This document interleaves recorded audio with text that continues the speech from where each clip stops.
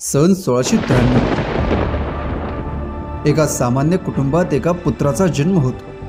तो 3 वर्षांचा असतानाच त्याच्या वडिलांचा मृत्यू होतो। पुढे त्याची आई त्याला त्याच्या आजोळी घेऊन जाते।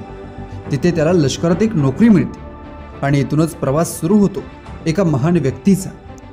पुढे जाऊन हाच मुलगा 18व्या शतकात मराठेशाहीचा आधारस्तंभ असणारा महान सरदार होतो। 18व्या शतकात जवळपास 50 वर्ष विलक्षण पराक्रमाने अनोख्या मुत्सद्दीगिरीने संपूर्ण देशाच्या इतिहासात तळपणारा हा सामान्य कुटुंबातील पुत्र दुसरे तिसरे कोणी नसून महान सरदार सुभेदार मल्हारराव होळकर होता।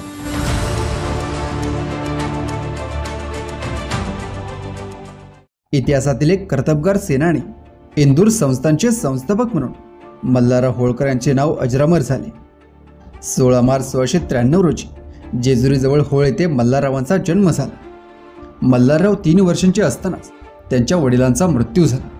मल्हाररावांची आई जिवाई मल्हारराव यांना घेऊन माहेरी खानदेशात आली। मल्हारराव यांचे बालपण आजोळी मामाकडे गेले। मल्हाररावांना आजोळात लष्करात नोकरी मिळाली। 1720 मध्ये पेशवे निजाम संघर्षात मल्हाररावांची कामगिरी बाजीराव पेशव्यांच्या लक्षात आली। बाजीरावांनी मल्हाररावांचे धाडस पाहून त्यांना स्वतःच्या घोडदळात सामील करून घेतले। त्यामुळे मल्हाररावांच्या जीवनास कलाटणी मिळाली। बाजीरावांनी 1725 मध्ये मल्हाररावांना घोडेस्वाराचे मुख्य नेमून त्यांच्याकडे उत्तर खानदेशाची कामगिरी दिली। तसेच माळवा प्रांतातील चौथाई आणि सरदेशमुखी जमा करण्याची जबाबदारी त्यांच्याकडे सोपवली। उत्तर भारतात मराठी सत्तेचा विस्तार होऊन मराठी राज्याचे साम्राज्य निर्माण झाले होते। त्यावेळी मल्हाररावांनी धनगर जातीचे अनेक लोक इंदूरमध्ये आणले। बाजीरावांनी त्यांना गुजरात, माळवा व खानदेश प्रांताचा सरंजाम नेमून दिला होता। पुढे जुलै 1732 मध्ये बाजीरावांनी 28 परगण्यांचे विलिनीकरण करून मल्हाररावांना इंदूरची जहागिरी दिली। ओंकारेश्वर ते उज्जैन या रस्त्यावरचं एक फक्त आश्रयाचं स्थान असलेल्या इंदोरला मल्हाररावांनी एक महत्त्वाचं शहर बनवलं। हजारो लोकांनी इंदोरमध्ये वस्ती केली। इंदोरमध्ये नव्या बाजारपेठा उभ्या राहिल्या। मल्हाररावांनी इंदोरला अतिशय मजबूत करून टाकले। त्यामुळे लोकांच्या मनात विश्वास निर्माण झाला। पुढे अहिल्याबाई होळकरांनी तर इंदोर संस्थानाला एका वेगळ्या उंचीवर नेऊन ठेवले। बाजीरावांच्या संपूर्ण कारकिर्दीत मल्हारराव त्यांचा उजवा हात बनून राहिले। मल्हाररावांच्या विनंतीप्रमाणे पेशव्यांनी त्यांची पत्नी गौतमीबाईंच्या नावाने 3 लक्ष उत्पन्नाचा सरंजाम नेमून दिला होता। मल्हाररावांनी त्यांच्या आयुष्यात लहान मोठ्या एकंदर 52 लढायांमध्ये सहभाग घेतला होता। त्यापैकी 1729 आणि 1731 मध्ये गिरधर बहादूर व दया बहादूर यांच्याशी झालेले युद्ध व त्या दोघांचा केलेला पराभव हे महत्त्वाचे मानले जाते। पेशव्यांनी केलेल्या मोहिमांमध्ये मल्हाररावांनी सहभाग घेऊन शौर्य दाखवले। याच सुमारास बराच मुलूक मल्हाररावांनी जिंकला आणि महेश्वर येथे आपले मुख्य ठाणे केले। 1743 मध्ये सवाई जयसिंगाच्या मृत्यूनंतर त्यांच्या मुलात वारसा हक्कांचे भांडण सुरू झाले। तेव्हा मल्हाररावांनी माधवसिंहास मदत करून त्याला गादीवर बसवले। त्याबद्दल त्यांना 64 लक्ष रुपये खंडणी आणि रामपुरा, भांडपुरा हे प्रांत मिळाले। 1754 मध्ये गाजी शहाबुद्दीन नावाच्या मुलास जाटाविरुद्ध मदत करून जाटाच्या मदतीस आलेल्या दिल्ली बादशाहचा मल्हाररावांनी पराभव केला।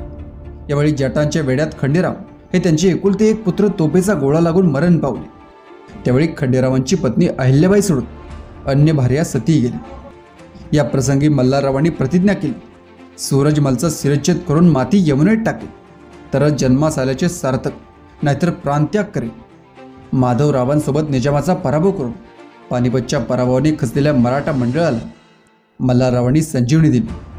इसवी सन 1727 मध्ये मल्हाररावांना एकूण 11 माल फौजेच्या सरंजामासाठी दिले आणि मराठ्यांचे पाय कायमचे माळव्यात रोवले गेले।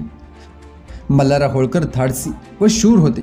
ते फक्त युद्धकलेत निष्णात नव्हते, तर राजकारण आणि राज्यकारभार यातही ते हुशार व चाणाक्ष होते। आपल्या अंमलाखालील प्रांताची वसूलनिहाय वर्गवारी करून ते उत्तम व्यवस्था लावत होते।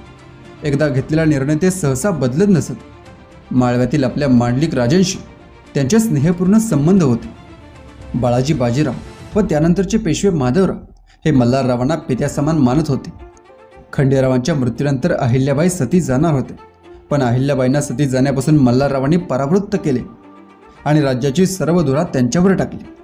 1725 ते 1728 या काळात मल्हारराव इंदूरचे रहिवाशी झाले।